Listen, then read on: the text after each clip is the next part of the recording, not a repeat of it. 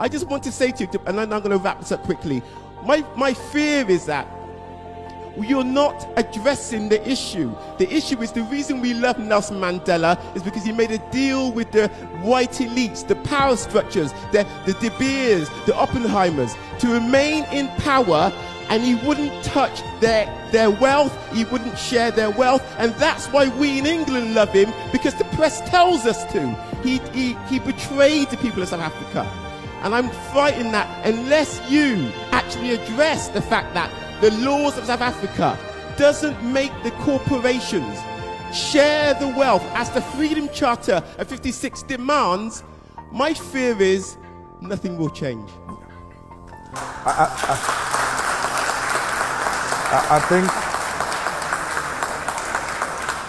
I think you captured it very well. There's no any better explanation than the explanation you have given. The deviation from the Freedom Charter was the beginning of selling out the revolution. But why did Nelson Mandela sell out the Freedom Charter? When Nelson Mandela returned from prison, he got separated with Winnie Mandela and went to stay in a house of the rich white men. He was looked after by the Oppenheimers.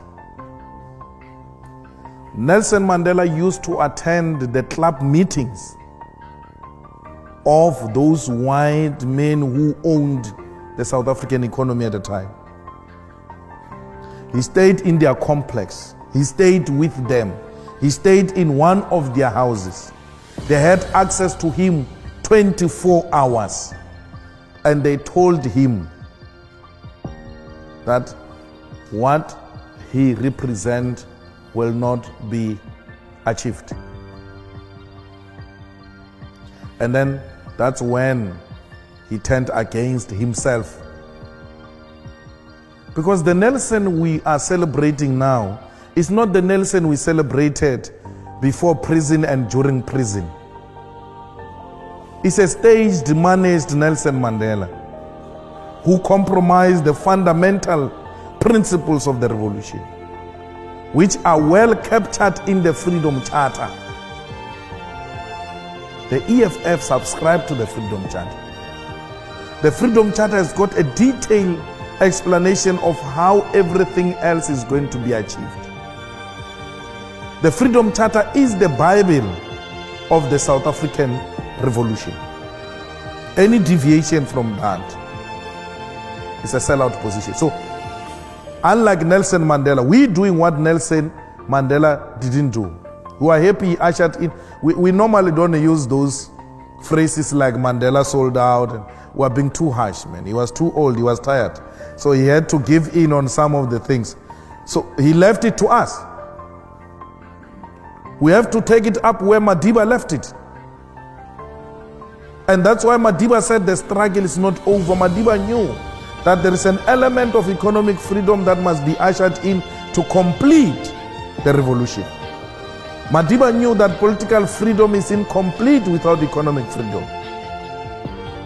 So I wouldn't sit here and say Nelson sold out. I will say Nelson took us to a particular extent and then left it there for us to take it over. And we are here now. We don't say to Oppenheimer, this will happen, this will not happen. No. We come to Oxford University and Oxford Union and tell you what we tell Africans and what we tell everybody everywhere. The message is the same. We want the total implementation of the Freedom Charter. Those kids who demand free education, they are demanding the implementation of the Freedom Charter. Those who say let's share in the wealth of the country, they are demanding the implementation of the Freedom Charter. I said to you when I started, we are just continuing with the legacy of great African leaders who came before us. We're not going to compromise like Madiba did. We had, perhaps it was necessary to have a cooling off period. We cooled off for far too long, 21 years. Now is the time to stand up and continue with the road towards economic freedom. It is possible. It is going to happen. The most reactionary institutions in South Africa, like universities, are beginning to listen. Well, those are the most arrogant institutions. They will tell you we're independent, we don't listen to those things, academically doesn't make sense, and then they shut down everyone. They are being made to listen. Government in South Africa is listening. We marched to the Johannesburg Stock Exchange. We marched to the Reserve Bank in South Africa. We marched to the Chamber of Mines. I sit with you today. All of them are sending responses to our memorandum. All of them are beginning to say, we agree, we need to talk. But in the past 21 years, those were the most arrogant institutions. You can march to them, you can write to them, they will never say anything. 3 times now, the CEO of the Johannesburg Stock Exchange has been calling me, asking for a meeting. All 400 companies registered with the Johannesburg Stock Exchange have received the memorandum of the EFF and are beginning to call individually to come and explain how they've structured their companies, how people are going to benefit. One of the things we demanded in our memorandum to these strategic sectors of the economy was that we want you to do away with BEE, the so-called Black Economic Empowerment, and empower the workers. We want worker share schemes. They're all jumping. No, it's not possible. What? We saying to them, hey, you are happy to give an individual shares in the name of BEE. We're just changing. We say don't give individual. Give to more people who are called workers.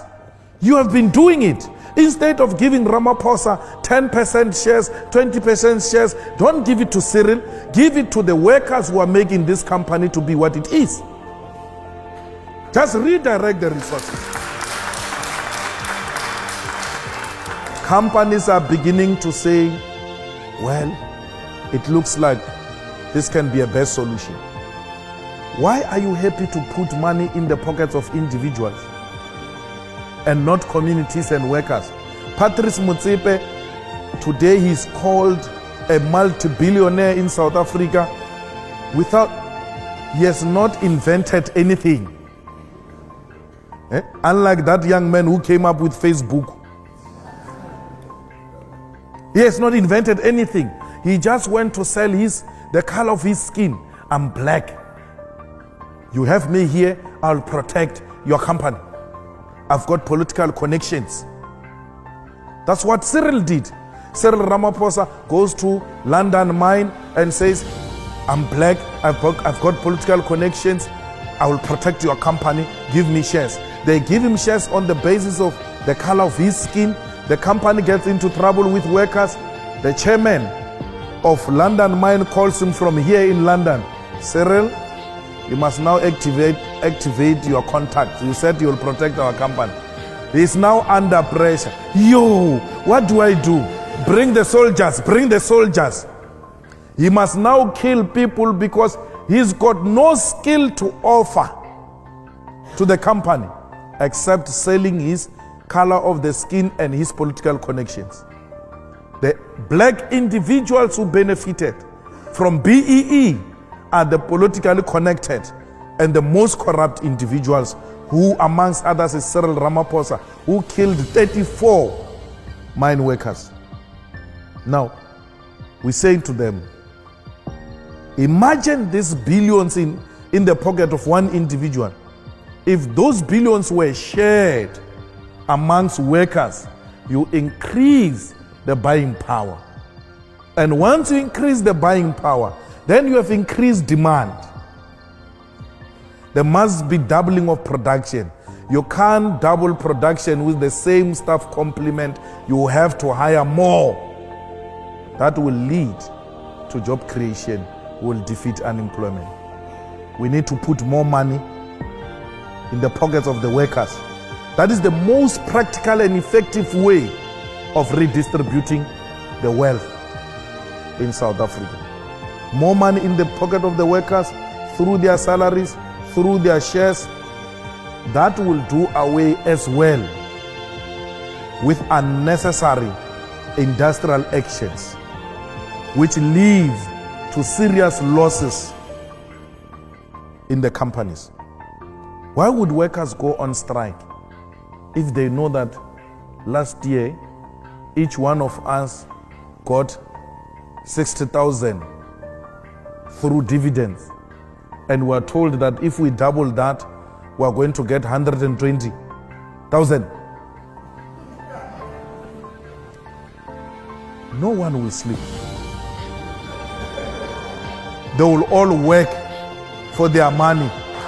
And when a union leader who's obsessed with stealing workers' money through union subscription comes and mobilizes them for strike, they will tell him, hey, wait, that strike is going to affect the dividends. Because with those dividends, workers will do a lot of beautiful things. You must just see what they do with their 13th check, bonuses. Imagine they get bonuses and they still get dividends. You tell them to go on strike, you will be speaking a foreign language to them. They won't understand you. They will never agree to go into unnecessary industrial action. You have resolved production, you have resolved unnecessary industrial action, you have increased production. Let workers benefit from this wealth of South Africa. And there's no corruption there. We don't say BEE or individuals. No, we are not going to benefit anything as individuals. The money goes directly into the bank of a worker, not through any politically connected. You pay them dividends the same way you pay them salaries, same account number. You are guaranteed this money will not be reduced by a middleman in between called a trustee or anything of that sort. Workers themselves directly own the shares in the companies. And people are saying, look, this is the best way we can resolve a problem of inequality in South Africa. I will go to Henry Ford. Richard Branson says, you don't have to worry about customers. Just take care of your workers. They will take care of customers. Once your workers are happy, there is no customer that can come here and say, I'm not receiving a proper service. And once your company provides a proper service, it will always have customers. Henry Ford in Germany, in America, when I was speaking to the Germans in South Africa, I was giving them an example of Henry Ford when he started Ford. I said to them, Henry Ford established Ford and said to its management, we have to pay these workers very well, because these workers must be my first customers. I shouldn't go around saying I'm looking for customers when I've got so many people working for me. These are the immediate customers. Then once these ones buy cars, the rest will follow. You've got people in South Africa who assemble German cars, Benz, BMW, VW. They cannot afford to buy the cheapest. Tata, leave those things they're assembling. Tata, Kia, the smallest and cheapest cars in South Africa. The people who assemble cars can't afford to buy those cars. And then you go around saying there is no market in South Africa, people are not buying here. How will they buy if you don't put money in their pockets? Have the same workers of BMW affording to buy BMW. They will not just afford to buy BMW, they will go and market that BMW themselves. Because workers are the best marketers, eh? They go around speaking good about their company and attract people to come and buy BMW. There's no market because you are not paying them well. Pay your workers. That's what we're saying to the companies. Pay your workers. They will look after you. They will look after your product.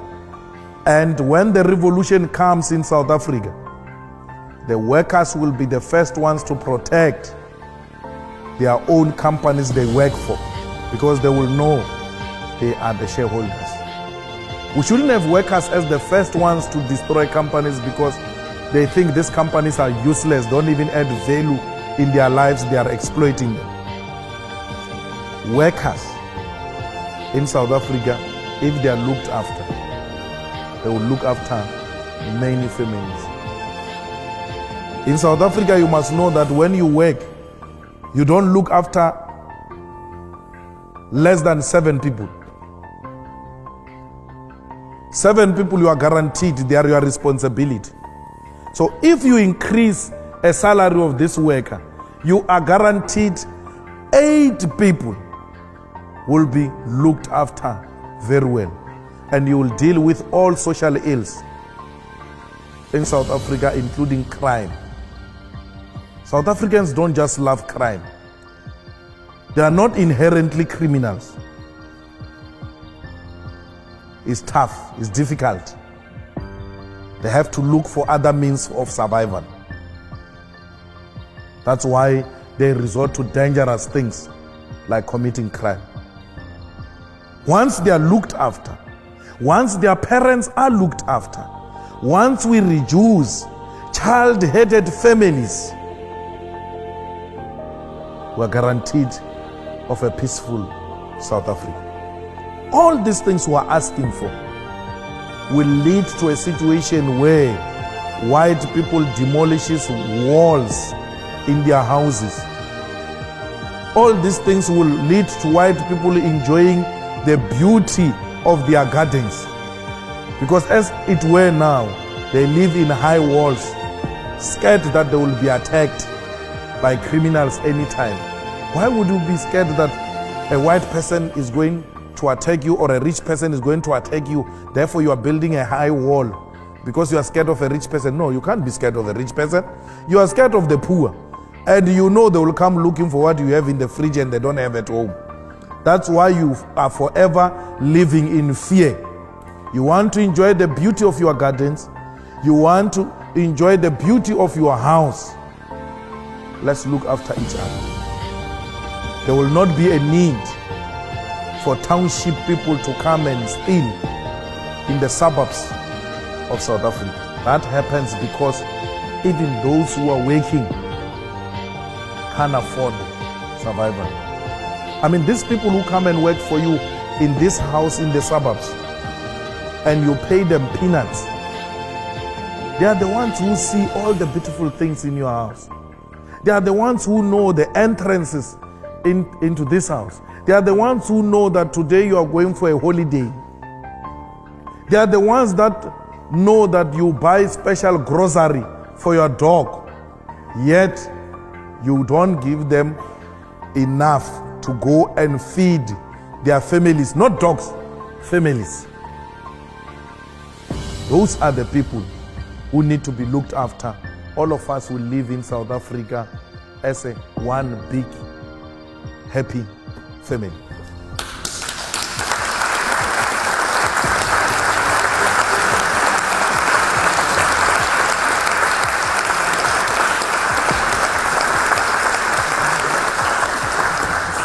I'm afraid that's all we have time for this evening. Ladies and gentlemen, would you please join me in thanking Julius Malema?